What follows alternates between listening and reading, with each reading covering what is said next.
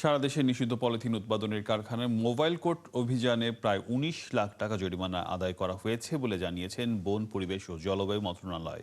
পুরো নভেম্বর মাসের এই অভিযানে ১৬৬টি মনিটরিং টিম কাজ করেছে। কর্মকর্তারা জানান, নিষিদ্ধ পলিথিন উৎপাদন ও ব্যবহার বন্ধে এমন কার্যক্রম চলমান থাকবে। আরও জানাচ্ছেন মেহেদী হাসান। যারা আছেন সবচেয়ে ভালো হতো আপনাদের সমিতির। শুক্রবার ঢাকা নিউ মার্কেট কাঁচা বাজারে নিষিদ্ধ পলিথিন ব্যবহার বন্ধে সচেতনতা বাড়াতে পরিদর্শন করে বন, পরিবেশ ও জলবায়ু মন্ত্রণালয়ের প্রতিনিধিরা। এই সময় পলিথিনের বিকল্প ও নানা ক্ষতিকর দিক নিয়ে ক্রেতা বিক্রেতাদের সাথে আলাপ করা হয়।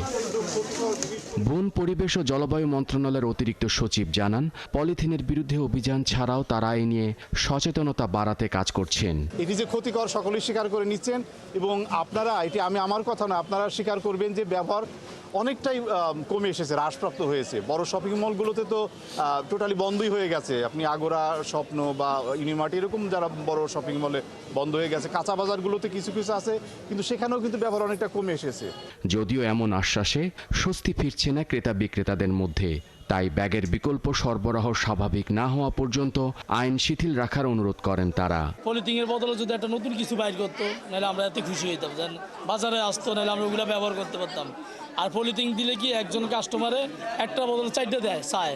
একটা মাছ নিলে 2টা পলিথিন চায়। গাড়ির ভিতরে পানির প্রবাহ দেখে, লিফটে পানির প্রবাহ দেখে এগুলা মানে নেবার জন্য তারা আগ্রহ, তারা ক্রেতা।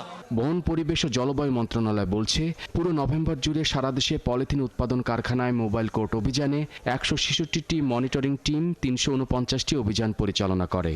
সব মিলিয়ে ১৬৬টি মোবাইল কোর্ট পরিচালনা হয়েছে এবং সেখানে আইনানুগ ব্যবস্থা গ্রহণ করা হয়েছে ৩৪৯টি প্রতিষ্ঠানের বিরুদ্ধে এবং পলিথিনের ব্যাগ যেটিকে জব্দ করা হয়েছে তার পরিমাণও ৪০,৬০৮ কেজি।